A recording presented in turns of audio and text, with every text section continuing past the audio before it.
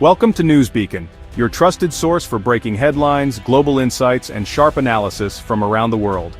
If you're new here, don't forget to hit that subscribe button and turn on notifications so you never miss an update. On September 9, 2025, the cold silence over Poland's eastern plains was shattered by the roar of Polish F-16s. The night air, usually calm and undisturbed, vibrated with the sudden surge of engines as the jets prepared for a mission that would mark a turning point in European security. Two jets, afterburners blazing, climbed into the night. This was no drill. Every movement was precise, every second counted, as the pilots raced to intercept an unknown threat. Their mission, intercept a swarm of Russian drones that had crossed from Ukraine into NATO airspace. The incursion was sudden, and the stakes were nothing less than the security of the alliance. Inside the cockpits, pilots locked onto their targets, systems confirming the drone's hostile intent. The order: engage. In that moment, years of training and countless hours of preparation came down to a single decision. Missiles streaked into the darkness, followed by distant explosions. 4 Russian drones destroyed over Polish soil. The pilots watched as the sky lit up, knowing they had just made history. The engagement lasted only minutes, but its impact echoed across Europe. Newsrooms scrambled to report the incident, and millions watched as the story unfolded in real time. In command centers, tension was high. This was the scenario they'd trained for since Russia's invasion of Ukraine. Officers exchanged urgent updates, eyes fixed on radar screens as the situation developed.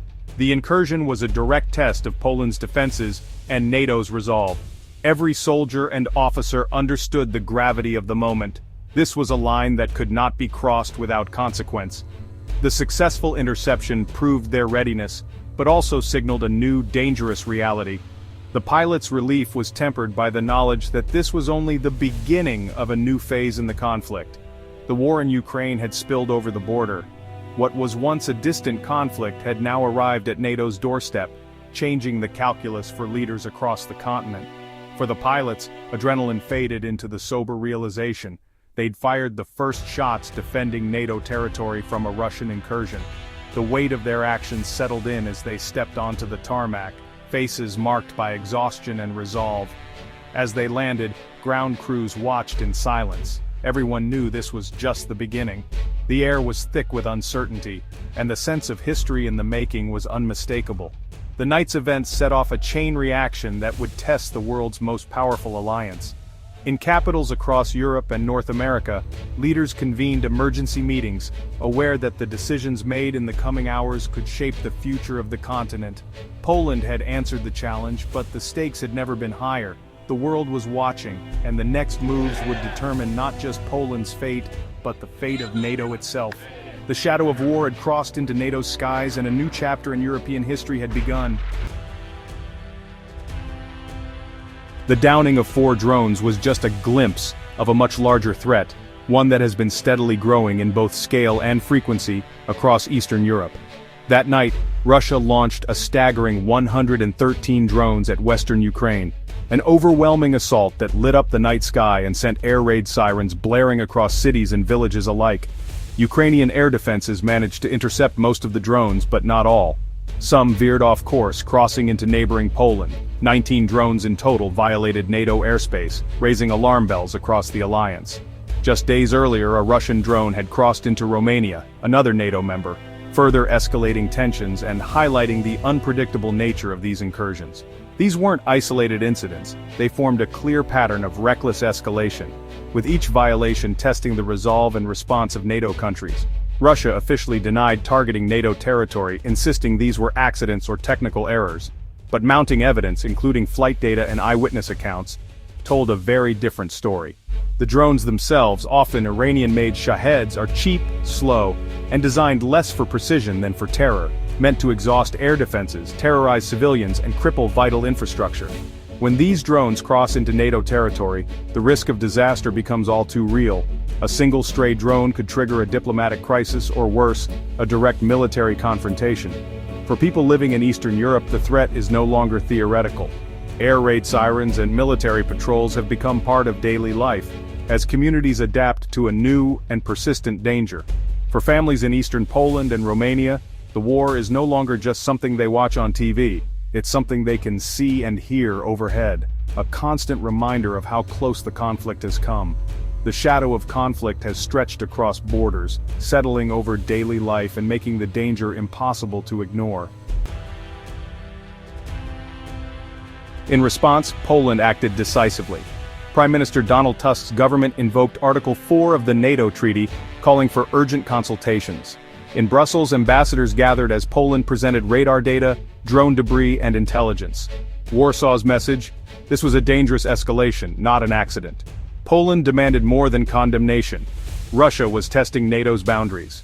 Foreign Minister Sikorski proposed a bold step: a NATO-enforced no-fly zone over western Ukraine to intercept threats before they reached NATO airspace.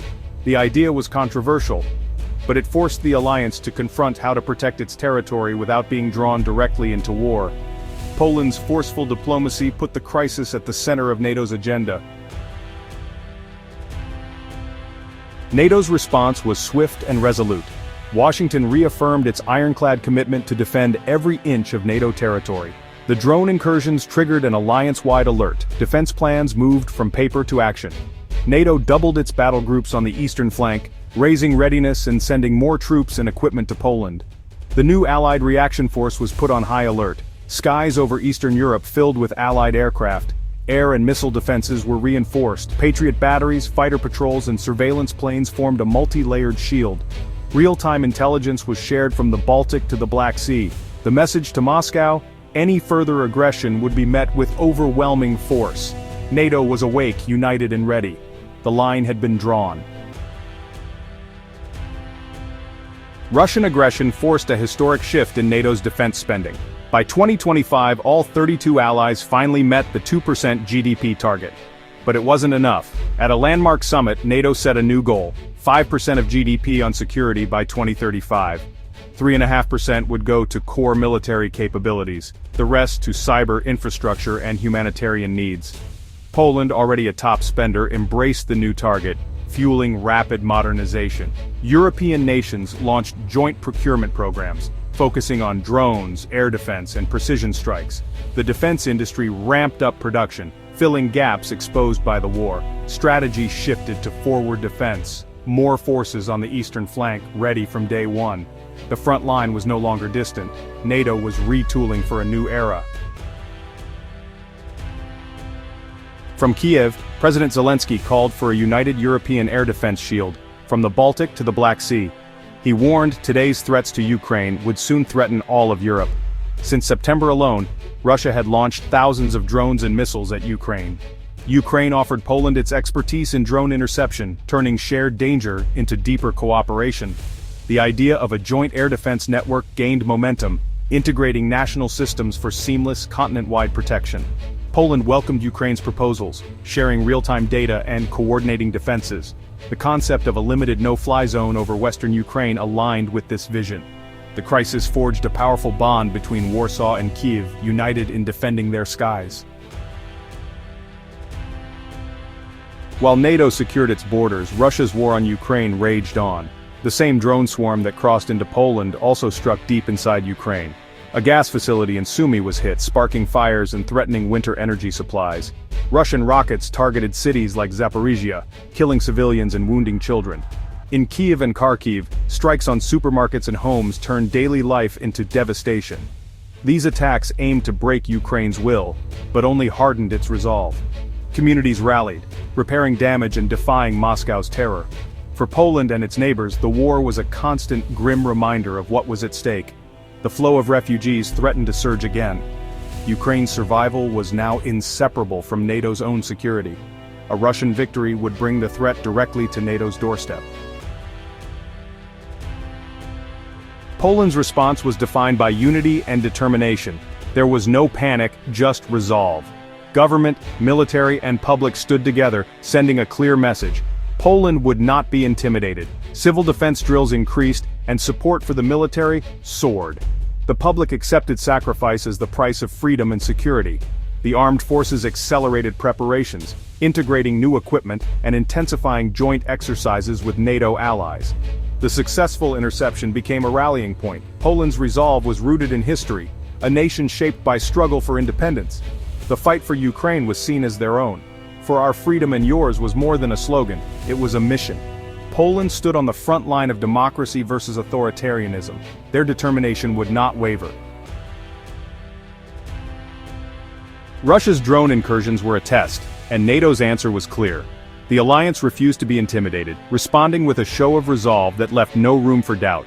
These provocations were not just about airspace, they were a challenge to the very principles of collective security that NATO was built upon. The crisis united all 32 members, forging a stronger front. Leaders from across Europe and North America stood shoulder to shoulder, reaffirming their commitment to defend every inch of Allied territory. The sense of solidarity was palpable, as old divisions faded in the face of a common threat. From Poland's swift military action to the invocation of Article 4, every move sent a message: NATO territory was sacrosanct. The world watched as member states coordinated their responses, demonstrating that any aggression would be met with immediate and unified action. Reinforcements poured into the eastern flank. New spending targets showed long-term commitment. Troops, tanks, and advanced weaponry arrived in record time, signaling that NATO was prepared for any escalation, not just in words but in deeds. Political consultations ensured every ally spoke with one voice. Behind closed doors, diplomats worked tirelessly to maintain unity, crafting strategies that balanced deterrence with diplomacy. Unity became NATO's greatest strength. Any attack would trigger a response from the world's most powerful alliance. Joint exercises and rapid deployments underscored the alliance's readiness and resolve. The addition of Finland and Sweden had only strengthened NATO's position. Their entry brought new capabilities, fresh perspectives, and a renewed sense of purpose to the alliance. Putin's aggression had backfired, making the alliance larger and more united. Instead of sowing discord, his actions galvanized NATO, expanding its reach and deepening its resolve. As of September 19, 2025, the eastern flank was tense but stable. Vigilance was the order of the day, with troops on high alert and intelligence sharing at unprecedented levels. Poland stood ready, backed by its allies. The message was unmistakable. No member would stand alone in the face of aggression. The war in Ukraine remained a tragedy, but the stakes were now clear. The conflict had become a stark reminder of what was at risk, not just for Ukraine but for the entire European security order. Russia's actions had awakened a sleeping giant. The alliance, once seen as divided, now moved with purpose and determination, its members more committed than ever. NATO had drawn its line, and stood united to defend it.